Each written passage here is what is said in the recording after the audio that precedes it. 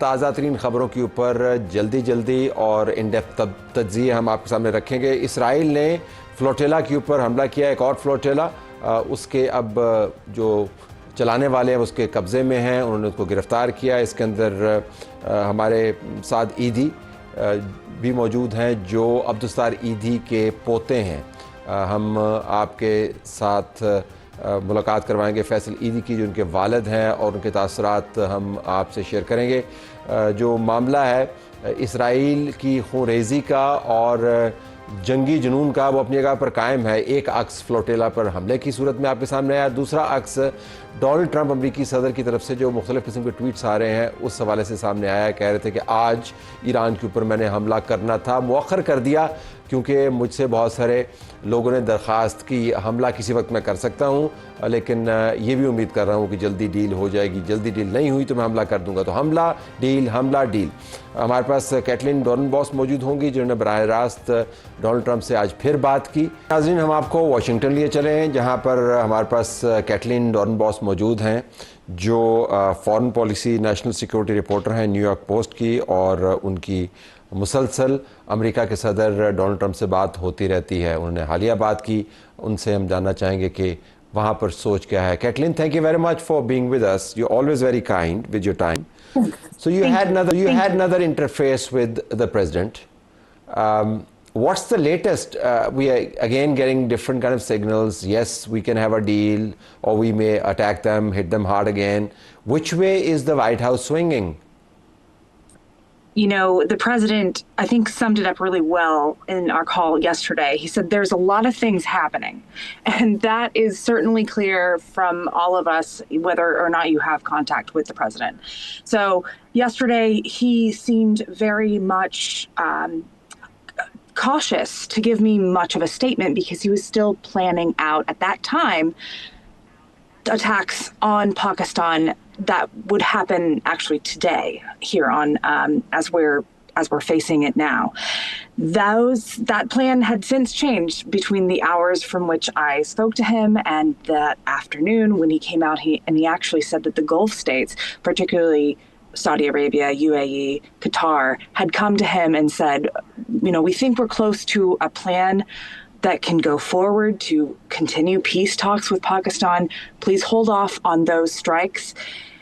Now, when Trump spoke to reporters today, he said he was only an hour away from making the final decision to launch those strikes when he ultimately reversed course after the Gulf states made their inquiry to them. And so right now we're at the ready. We're waiting to see whether or not Pakistan will come back with a more acceptable offer in President Trump's view, or if we're heading back to war as soon as this weekend. So as far as you're concerned, the war preparation is complete and it can start at the quick directive from the president anytime.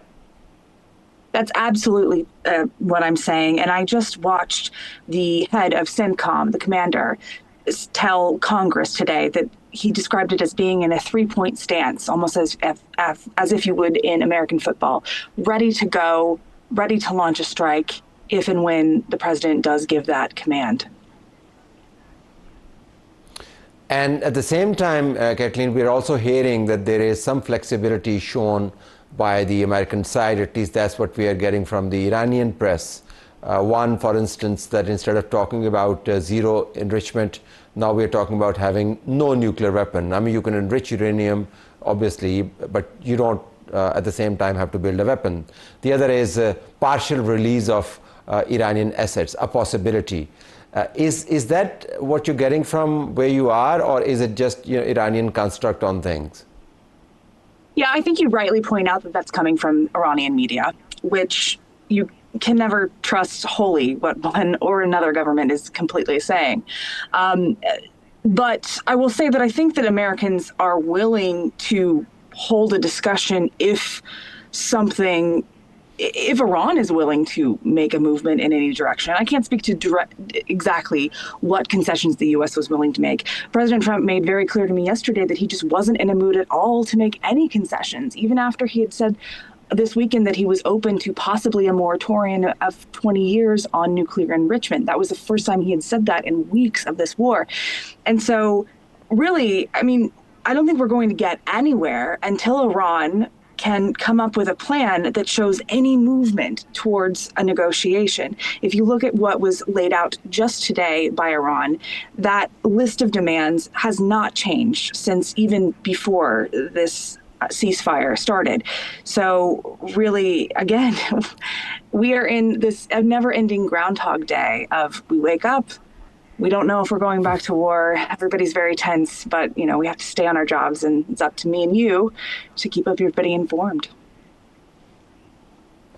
Thank you for this. But towards the very end, so is it correct to say that whatever Pakistan conveys holds critical value, whether it will swing towards war or peace? Is that a correct way to put it?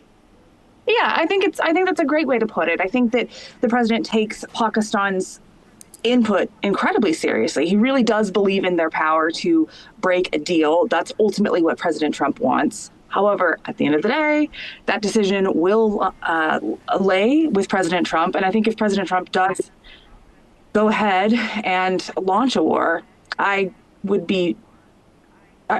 think that would be at Pakistan's request. That goes without saying. Thank you very much, Kathleen.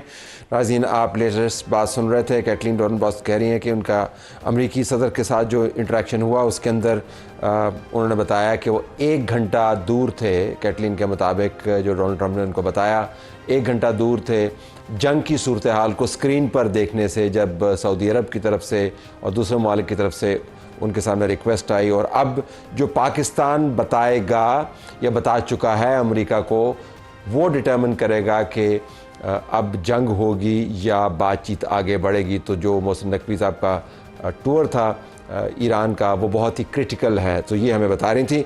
In the mean while Israel ने flotilla पर हमला किया। फैसल ईदी जो वालिद हैं साद ईदी के, जो इस वक्त इसराइल की कस्टडी में हैं, और फैसल साहब सरबराह हैं ईदी फाउंडेशन के।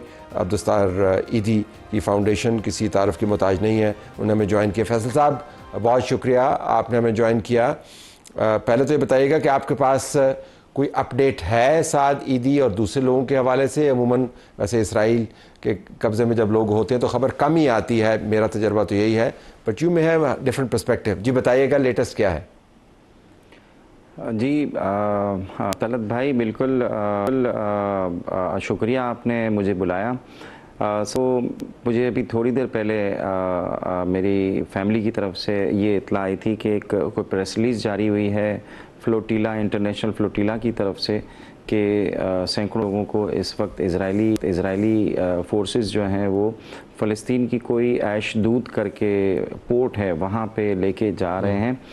2 घंटे पहले की ये न्यूज़, मतलब 3-4 घंटे पहले की ये न्यूज़ है कि 2 घंटे में पहुँचेंगे। अब तक उनको पहुँच जाना चाहिए, और अगर वो ले जाते हैं वहाँ पे तो फिर जो है वो मुख्तलिफ अगर वो कस्टडी करेंगे अदालत के, तो फिर वहाँ पे कुछ वकील हैं फ्लोटिला की तरफ से, फ़लस्तीन में भी हैं, इज़राइल में भी हैं, वो इनको परसू करेंगे, इनकी लीगल जो फॉर्मेलिटीज़ हैं उनको। जी, जो लीगल फॉर्मेलिटीज़ हैं, जो कुछ हमारा तजर्बा रहा, वो पोर्ट के ऊपर ले जाएंगे। एक तो ख्याल ये कि वहाँ से डिपोर्ट कर सकते हैं, लेकिन दूसरा ख्याल ये कि वहाँ पर फिर इमिग्रेशन करके जेल ले जाते हैं, फिर कन्फेशन स्टेटमेंट साइन करवाते हैं, तो काफ़ी एक तकलीफ़देह प्रोसेस है। पाकिस्तान के इसराइल के साथ ज़ाहिर है डिप्लोमेटिक ताल्लुकात नहीं है, तो इसके अंदर हिलाल अहमर का जो इदारा है ICRC, उसका रोल भी है, तो उनकी तरफ से किसी ने आपसे रब्ता किया या नहीं? हाँ नहीं, हिलाल अहमर से तो अभी तक किसी ने रब्ता नहीं किया। फ़ॉरेन मिनिस्ट्री की तरफ से एक मैसेज आया था शाम को कि वो लोग टर्की की पाकिस्तानी एम्बेसी है, और पाकिस्तानी एम्बेसी जो टर्की की जो एम्बेसी पाकिस्तान में है, इन दोनों से जो है वो राब्ते में है। और इसमें पाकिस्तानी शहरी चूँकि सिर्फ साद ही हैं, बाकी 500 अफराद में जो है वो दीगर 50 मुल्कों के शहरी हैं, तो इसके लिए उन्होंने कोशिश करना शुरू कर दी है, और टर्की की गवर्नमेंट से राब्ते में हैं, और देखते हैं अगर कुछ होता है, क्योंकि टर्की में इज़राइल की एम्बेसी है, तो वो उसके थ्रू जो है वो कोशिश में लगे हुए हैं कि राब्ता करके साथ को जो है वो अगर निकाल सके इस परेशानी से तो निकाल सकें। बतौर वालिद आपके जज्बात हम समझ सकते हैं, लेकिन अगर आप नाजरीन से اپنے جذبات اور والدہ کے جذبات اور خاندان کی جو کیفیت اگر وہ شیئر کرنا چاہیں تو؟ طلعت بھائی، ہمارے اپنے جذبات اپنی جگہ پر ہے، پریشانی ہے اپنی، لیکن جب ہم 70-80 ہزار جو غزہ کے اندر جن لوگوں کو مارا گیا ہے جنگ کے دوران، اس میں بچے بھی شامل ہیں، عورتیں بھی شامل ہیں، ان کی تکلیف کو دیکھتے ہیں تو پھر ہماری تکلیف اس کے سامنے کچھ بھی نہیں ہے۔ بہت آپ نے زبردست بات کی۔ یہ فرمائیے گا کہ جب سعد گئے تو کیا ان کا خیال تھا کہ ایسا واقعہ ہو سکتا ہے؟ اگر ان کا خیال تھا تو پھر وہ آپ سے وہ بات کر کے گئے، اور یہ ان کا جو لاسٹ میسج آپ کو موصول ہوا اس سے پہلے وہ آپ سے کیا بات کر رہے تھے اور کتنا فریکوینٹلی بات چیت ہو رہی تھی؟ ہماری دن میں 2-3 دفعہ بات ہوتی تھی۔ آخری بات صبا سے، مطلب اس کی والدہ سے ہوئی، اور وہ تقریباً جب ان کو انٹرسپٹ کیا گیا تو اس سے 2-3-4 منٹ پہلے، اور انہوں نے کہا، سعد نے اس کی والدہ کو کہا تھا کہ اسرائیلی ہمارا تعاقب کر رہے ہیں اور بالکل ہمارے قریب آ چکے ہیں، ان کی جو زوڈیاک بوٹس ہیں، اور بس وہ کسی بھی لمحے ہماری کشتی میں شامل ہوں گے اور ہمیں سب کو اریسٹ کریں گے۔ اب میں آپ سے رابطہ نہیں کر پاؤں گا، پپا کو سب کو بتا دینا، اور ہمارے لیے تمام تر والنٹیئرز کے لیے اور غزہ کے اور فلسطین کے لوگوں کے لیے آپ دعا کرنا۔ یہ بات آخری اس نے کی ہے، اور میری ان سے رات روزانہ بات ہوتی تھی، اور میں نے اس کو ذہنی طور پہ تیار کیا ہوا تھا۔ ایک دن میں نے اس سے پوچھا 5-6 دن پہلے کہ اگر سعد آپ کو یہ لے گئے اور انہوں نے آپ پہ جو ہے چارجز ڈال دیے کوئی، اور جیل آپ کو سزا دے دی 6 مہینے، سال، 2 سال کی، تو آپ کو کیا ہوگا؟ مطلب آپ کیا سوچ رہے ہو؟ اس نے کہا پاپا کوئی بات نہیں ہے، جو کاز پہ ہم جا رہے ہیں اس کے لیے یہ مصیبتیں اور یہ پریشانی ہمارے لیے کوئی مسئلہ نہیں ہے، میں سامنا کر لوں گا۔ خدا تعالیٰ ان کو اپنی حفاظت میں رکھے، آپ کو آمد دے، اور وہ تمام لوگ جو اس مصیبت میں پھنسے ہوئے ہیں اللہ ان کو حفاظت سے نکالے۔ ہم سب دعاگو ہیں۔ آپ کا بہت شکریہ۔ ناظرین، ہماری طرف سے یہ کچھ اجازت چاہتے ہیں۔ اللہ حافظ۔